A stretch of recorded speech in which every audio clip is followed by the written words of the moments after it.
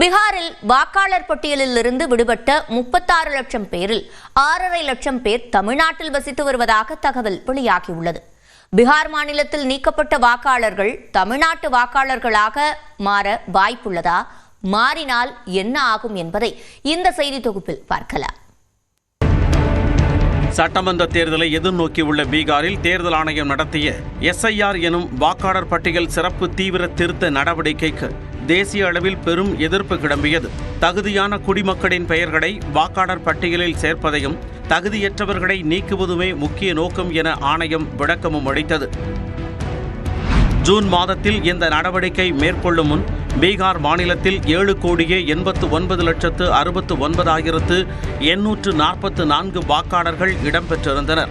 இந்நிலையில் சிறப்பு தீவிர திருத்த பணிக்கு பின்னர் 65 லட்சம் பேர் வாக்காளர் பட்டியலில் இருந்து நீக்கம் செய்யப்பட்டதாக நேற்று வெளியான வரைவு வாக்காளர் பட்டியலில் அறிவிக்கப்பட்டுள்ளது. இதில் 20 லட்சம் பேர் உயிரிழப்பும் 7 லட்சம் பேர் ஒன்றுக்கு மேற்பட்ட இடங்களில் பதிவு செய்திருந்ததாகவும் 1,20,000 பேர் விண்ணப்பமே தரவில்லை என்றும் கூறப்பட்டுள்ளது. இதில் முக்கியமாக 35 லட்சம் பேர் பீகாரில் இருந்து நிரந்தரமாக வேறு மாநிலங்களுக்கு இடம்பெயர்ந்துள்ளதாகவும் தெரிவிக்கப்பட்டுள்ளது. இதில் தமிழ்நாட்டிற்கு ஒரு புதிய பிரச்சனை ஏற்பட்டுள்ளது. 35 லட்சம் பேரில் பெரும்பாலானோர் தென் மாநிலங்களான தமிழ்நாடு, கர்நாடகா, ஆந்திராவில்தான் வேலைக்கு வந்து தங்கியுள்ளனர். குறிப்பாக தமிழ்நாட்டில் மட்டும் சுமார் 6.5 லட்சம் பேர் வேலைக்காக தங்கியிருப்பதாக மதிப்பிடப்பட்டுள்ளது. சென்னையில் மட்டும் 3.5 லட்சம் பேரும் கோவை, திருப்பூரிலும் அதிக அளவில் வசிப்பதாகவும் கூறப்படுகிறது. இவர்களது பெயர்கள் பீகார் மாநில வாக்காளர் பட்டியல் இருந்து நீக்கப்படுவதால் இனி அவர்கள் தங்களது பெயரை தமிழ்நாட்டின் வாக்காளர் பட்டியலில் சேர்த்துக் கொள்ளும் வாய்ப்பு ஏற்பட்டுள்ளது. பீகாரை தொடர்ந்து தமிழ்நாட்டிலும் சிறப்பு தீவிர வாக்காளர் பட்டியல் சிறப்பு திருத்த பணிகள் மேற்கொள்ளப்பட உள்ள நிலையில் அவர்கள் தமிழ்நாட்டில் தேர்தலில் வாக்களிக்கும் தகுதியை பெறுவார்கள். இவ்வாறு நடந்தால் தமிழக வாக்காளர் பட்டியலில் வெளி மாநிலத்தவர் எண்ணிக்கை கணிசமாக அதிகரிக்கும். இந்த நடவடிக்கையால் தமிழ்நாட்டு வாக்காளர்களாகும் பிற மாநிலத்தவர்கள் பாஜகவிற்கு வாக்களித்தால் அவர்களின் மாநிலம் போல பாதுகாப்பற்ற வேலை இல்லாத நிலை இங்கு உருவாகும் என திமுக செய்தி தொடர்பு செயலாளர் TKS இளங்கோவன் தெரிவித்துள்ளார். தமிழ்நாடு வடமாநில மக்களுக்கும் பாஜக ஆளுகிற மாநில மக்களுக்கும் ஒரு சரியான பாதுகாப்பை வழங்குகிறது என்று பொருள். அப்படி என்றால் பீகார் மாநிலத்திலே இவர்கள் மீண்டும் இங்கே திமுகவுக்கு வாக்களிக்காமல் பாஜகவுக்கோ யாருக்கோ வாக்களித்தால் பீகார் போல தமிழ்நாடும் மாறிவிடும் என்பதை அந்த மக்களும் உணர்ந்து கொள்ள வேண்டும். பாஜகவுக்கு எதிராக வாக்களிக்கக்கூடியவர்களை நீக்குவதற்குரிய முயற்சிகளும் மேற்கொள்ளப்படலாம் என்ற ஐயம் எழுவதாக VCK தலைவர் திருமாவளவன் கூறியுள்ளார். பாஜகவுக்கு எதிராக வாக்களிக்கக்கூடிய சிறுபான்மையினர் மற்றும் தலித்துகளின் வாக்குகளை நீக்குவதற்குரிய முயற்சிகளும் மேற்கொள்ளப்படலாம் என்ற ஐயம் எழுந்துள்ளது.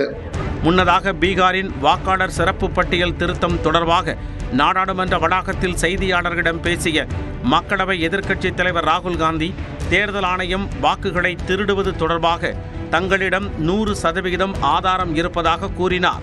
इलेक्शन कमीशन वोट चोरी में इन्वॉल्व है और मैं लाइटली नहीं बोल रहा हूं, मैं 100% प्रूफ के साथ बोल रहा हूं. इलेक्शन कमीशन में जो भी ये काम कर रहे हैं right from the top to the bottom, आप एक बात याद रखिए, आपको हम छोड़ेंगे नहीं. இந்நிலையில் அடிப்படை ஆதாரமற்ற குற்றச்சாட்டுக்களை புறந்தள்ளுவதாக ராகுல் காந்திக்கு தேர்தல் ஆணையம் பதிலடி கொடுத்துள்ளது. அனைத்து தேர்தல் அதிகாரிகளும் பாரபட்சமின்றியும் வெளிப்படையாகவும் பணியாற்றுவதாக தெரிவித்துள்ளது. ஏழை எளிய மக்களின் மருத்துவ தேவைகளை பூர்த்தி செய்யும் வகையில் நலம் காக்கும் ஸ்டாலின் திட்டத்தை முதலமைச்சர் மு க ஸ்டாலின் இன்று தொடங்கி வைக்கிறார்.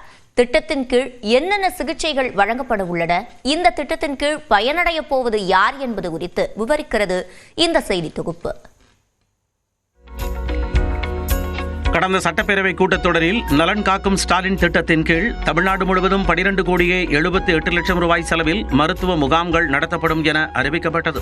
அதன்படி இந்த திட்டத்தை சென்னையில் உள்ள செயின்ட் பீட்ஸ் ஆங்கிலோ இந்தியன் மேல்நிலைப் பள்ளியில் முதலமைச்சர் மு க ஸ்டாலின் இன்று தொடங்கி வைக்கிறார். இதையடுத்து மாநிலம் முழுவதும் ஒவ்வொரு சனிக்கிழமையும் நலம் காக்கும் ஸ்டாலின் திட்ட மருத்துவ முகாம்கள் நடத்தப்பட உள்ளன. இதில் அதிகபட்சமாக சென்னை மண்டலத்தில் 15 முகாம்கள் நடத்த திட்டமிடப்பட்டுள்ளது. இதேபோல 10 லட்சத்திற்கும் அதிகமான மக்கள் தொகை கொண்ட கோவை, மதுரை, திருச்சி, நெல்லை உள்ளிட்ட மாநகராட்சிகளில் ஒரு மாநகராட்சிக்கு 4 முகாம்கள் வீதமும், 10 லட்சத்திற்கும் குறைவான மக்கள் தொகை கொண்ட கரூர், ஆவடி, காஞ்சிபுரம், கும்பகோணம் உள்ளிட்ட மாநகராட்சிகளில் ஒரு மாநகராட்சிக்கு 3 முகாம்கள், ஒரு வட்டாரத்திற்கு 3 முகாம்கள் வீதம், 388 வட்டாரங்களில் 1164 முகாம்கள் என மாநிலம் முழுவதும் மொத்தம் 1256 முகாம்கள் நடத்த திட்டமிடப்பட்டுள்ளன.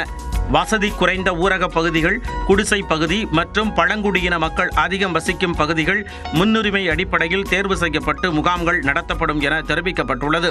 உள்ளாட்சி, பள்ளிக்கல்வி மற்றும் உயர்கல்வித்துறை, ஆதி திராவிடர் மற்றும் பழங்குடியினர் நலத்துறை, வருவாய் மற்றும் பேரிடர் மேலாண்மை, மகளிர் உரிமை தொகை உள்ளிட்ட பல்வேறு துறைகளை ஒருங்கிணைத்து தேர்ந்தெடுக்கப்பட்ட பள்ளி, கல்லூரி உள்ளிட்ட வளாகங்களில் சனிக்கிழமை தோறும் காலை 9 மணி முதல் மாலை 4 மணி வரை மருத்துவ முகாம் நடத்தப்படும் என தெரிவிக்கப்பட்டுள்ளது. 40 வயதிற்கு மேற்பட்ட நீரிழிவு, உயர் இரத்த அழுத்த நோயால் பாதிக்கப்பட்டவர்கள், மனநல பாதிப்புடையோர், கர்ப்பிணிகள், வளர்ச்சி குன்றிய குழந்தைகள், மாற்றுத்திறனாளிகள் உள்ளிட்டோருக்கு இந்த முகாம்களில் முன்னுரிமை வழங்கப்பட உள்ளது. சிறந்த மருத்துவர்களை கொண்டு இரத்த அழுத்த பரிசோதனை, இரத்த அணுக்களின் எண்ணிக்கை, சிறுநீரக செயல்பாட்டு பரிசோதனை உள்ளிட்ட சோதனைகள் மேற்கொள்ளப்பட்டு பயனாளிகளின் செல்போன் எண்ணுக்கு முடிவுகள் குறுஞ்செய்தியாக அனுப்பப்படுகின்றன. இது தவிர கண், காது, மூக்கு, தொண்டை, முழு உடல் பரிசோதனை, x ray, echocardiogram, ultrasound scan, பெண்களுக்கான கர்ப்பப்பை வாய் மற்றும் மார்பக புற்றுநோய் கண்டறியும் பரிசோதனைகளும் மேற்கொள்ளப்படுகின்றன. குறிப்பாக பொது மருத்துவம், பொது அறுவை சிகிச்சை மருத்துவம், இதய மருத்துவம், எலும்பியல் மருத்துவம், நரம்பியல் மருத்துவம் உள்ளிட்ட பல்வேறு மருத்துவ துறைகளில் நிபுணத்துவம் பெற்ற மருத்துவர்களை கொண்டு சிகிச்சை அளிக்கப்படுகிறது. இந்த முகாம்களில் பரிசோதனை மற்றும் மருத்துவ சேவை மட்டுமன்றி முதலமைச்சரின் விரிவான மருத்துவ காப்பீட்டுத் திட்டத்தின் கீழ் பதிவு செய்தல் மற்றும் மாற்றுத்திறனாளிகளுக்கான அரசு அங்கீகார சான்றிதழ்களும் வழங்கப்படுகின்றன.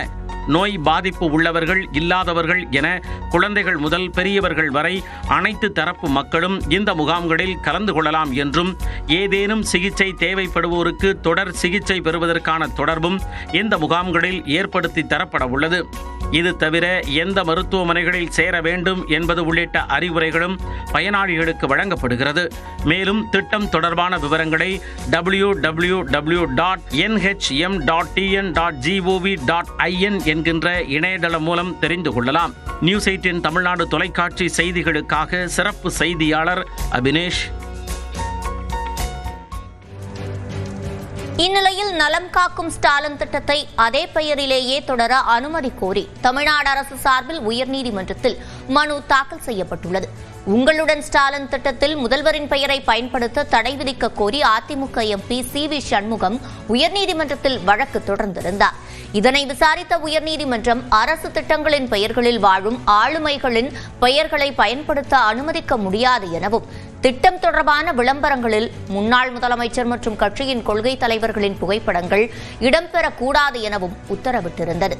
இந்நிலையில் நலம் காக்கும் ஸ்டாலின் திட்டம் இன்று தொடங்கப்பட உள்ளதால் இந்த உத்தரவை மாற்றியமைக்க கோரி தமிழ்நாடு அரசு தரப்பில் தலைமை நீதிபதி அமர்வில் முறையிடப்பட்டது.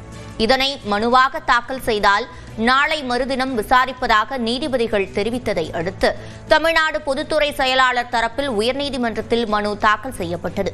மேலும் உயர்நீதிமன்றம் பிறப்பித்த உத்தரவில் யார் படம் இருக்க வேண்டும், யார் பெயர் இருக்க வேண்டும் என்பதை தெளிவுபடுத்த கோரி விளக்கமனு தாக்கல் செய்திருப்பதாகவும் திமுக எம்பி வில்சன் தெரிவித்துள்ளார்.